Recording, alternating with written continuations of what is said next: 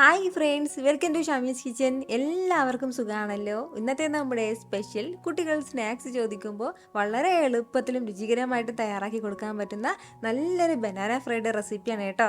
അപ്പോൾ ഈ വീഡിയോ ഇഷ്ടമായാൽ ഇതൊന്ന് ലൈക്ക് ചെയ്യാനും കൂടെ തന്നെ സബ്സ്ക്രൈബ് ചെയ്യാനും ആ തൊട്ടടുത്ത് കാണുന്ന ബെല്ലൈക്കൻ്റെ ഓൾ മറക്കാതെ കൂടെ ഒന്ന് പ്രസ് ചെയ്തേക്കണേ.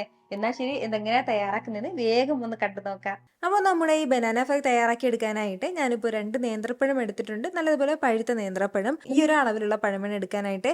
നേന്ത്രപ്പഴത്തിൽ മാത്രമേ നമുക്ക് തയ്യാറാക്കാൻ വേണ്ടി പറ്റുള്ളൂ. അപ്പോൾ ഈ പഴത്തിൻ്റെ തൊലിഭാഗം ഒന്ന് മാറ്റിയിട്ട് ചെറിയ ചെറിയ വട്ടത്തിന് നമുക്കൊന്ന് കട്ട് ചെയ്തെടുക്കാം. പഴമെല്ലാം നന്നായിട്ട് ഈ ഒരു രീതിക്ക് വട്ടത്തിനൊന്ന് അരിഞ്ഞെടുത്തിട്ടുണ്ട്. ഒരുപാട് കനം കുറച്ചിട്ട് അരിയാൻ വേണ്ടി നിൽക്കരുത്. ഈ ഒരു കനത്തിന് വേണം കേട്ടോ പഴം ഒന്ന് അരിഞ്ഞെടുക്കാനായിട്ട്. ഇത്രയും ആയി കഴിഞ്ഞാൽ നമുക്ക് പെട്ടെന്ന് തന്നെ ഒന്ന് ബാറ്റർ തയ്യാറാക്കി എടുക്കാം. നമ്മുടെ ഈ ബാറ്റർ തയ്യാറാക്കി എടുക്കാനായിട്ട് ഞാനിപ്പോൾ ഒരു ബോളൊന്ന് എടുത്ത് വെച്ചിട്ടുണ്ട്. ഇതിലേക്ക് നമുക്ക് ആദ്യം ചേർത്ത് കൊടുക്കേണ്ടത് 2 മുട്ടയുടെ വെള്ളയാണ്. മഞ്ഞ നമുക്ക് ആവശ്യമായിട്ടില്ല. അപ്പോൾ മഞ്ഞ ഉണ്ടെങ്കിൽ ആ മുട്ടയുടെ സ്മെല്ല് ഫ്രണ്ടിലുണ്ടാവും. വെള്ളയാണെന്നുണ്ടെങ്കിൽ ആ ഒരു പ്രശ്നം വരുന്നില്ല. 2 മുട്ടയുടെ വെള്ളം എടുത്തിട്ടുണ്ട്. കൂടെ പിന്നെ ഇനി നമുക്കിതിലേക്ക് വേണ്ടത് മൈദാമാവാണ്. 1 കപ്പ് നിറയെ തന്നെ മൈദാമാവ് എടുത്തിട്ടുണ്ട്. അതും കൂടി ചേർത്ത് കൊടുക്കാം. കൂടെ പിന്നെ ഇനി നമുക്കിതിലേക്ക് വേണ്ടത് നമ്മുടെ മധുരത്തിനനുസരിച്ചിട്ടുള്ള പഞ്ചസാരയാണ്. ഞാനിപ്പോൾ 1 ടേബിൾ സ്പൂൺ നിറയാണ് ഇതിലേക്ക് ചേർത്ത് കൊടുക്കുന്നത്. കുറച്ചും കൂടി കൂടുതൽ മധുരം വേണമെന്നുള്ളവർക്ക് കൂടുതൽ ചേർക്കാവുന്നതാണ്. കൂടെ ഒരു 1/4 ടീസ്പൂണിന് അളവിൽ വാനില എസൻസും കൂടി ചേർത്ത് കൊടുക്കുക. അപ്പോൾ വാനിലയുടെ നല്ലൊരു ഫ്ലേവർ ആയിരിക്കും ഉണ്ടാകുന്നത്. ഇതിന് പകരം നമുക്ക് ഏലക്കാപ്പൊടിയാണെന്നുണ്ടെങ്കിൽ ഏലക്കാപ്പൊടിയും ചേർക്കാവുന്നതാണ്. കൂടെ വളരെ കുറച്ചൊരു പിഞ്ചളവിൽ മാത്രം ഉപ്പും കൂടി ചേർക്കാം.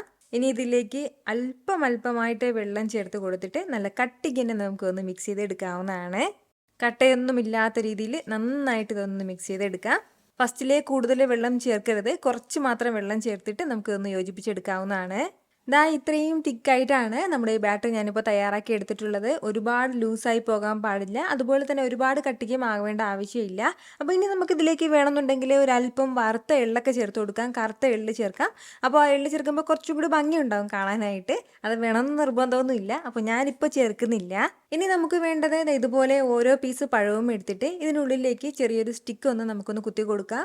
അപ്പോഴത്തേക്കും നല്ലൊരു ഭംഗി ഉണ്ടാകും. കുട്ടികൾക്ക് ഈസി ആയിട്ട് എടുത്ത് കഴിക്കാനൊക്കെ എളുപ്പമായിരിക്കും. അവരത് ഇഷ്ടത്തോടെ കഴിക്കുകയും ചെയ്യും. ഇതുപോലൊരു സ്റ്റിക്ക് ഒന്ന് കുത്തി കൊടുത്താൽ മാത്രം മതിയാവും. എന്നിട്ട് നമ്മുടെ ഈ മാവിലേക്ക് ഡിപ്പ് ചെയ്ത് നമുക്ക് പൊരിച്ചെടുക്കാവുന്നതാണ്. ഇത് ഫ്രൈ ചെയ്തെടുക്കാനായിട്ട് ഞാനിപ്പോൾ ഇതുപോലൊരു ഫ്രൈങ് പാനാണ് കേട്ടോ ഉപയോഗിക്കുന്നത്. കുറച്ച് പരന്ന ഫ്രൈങ് പാൻ ആണെന്നുണ്ടെങ്കിൽ നമുക്ക് ഒരുപാട് എണ്ണ ഒരേ സമയം ഇടാൻ പറ്റും. അപ്പോൾ ഇതുപോലെ ഫ്രൈങ് പാനിൽ കുറച്ച് എണ്ണ വെച്ച് നന്നായിട്ടൊന്ന് ചൂടായി കഴിഞ്ഞാൽ ഓരോ പഴവും നമ്മുടെ മാവിലേക്ക് ഡിപ്പ് ചെയ്ത് നമുക്ക് ഇട്ട് കൊടുക്കാവുന്നതാണ്. എണ്ണ നല്ലതുപോലെ ചൂടായിട്ടുണ്ടാവണം. മീഡിയം ഫ്ലെയിമിൽ തന്നെ എല്ലാ സമയത്തും നമുക്ക് വെച്ചിരിക്കാവുന്നതാണ്.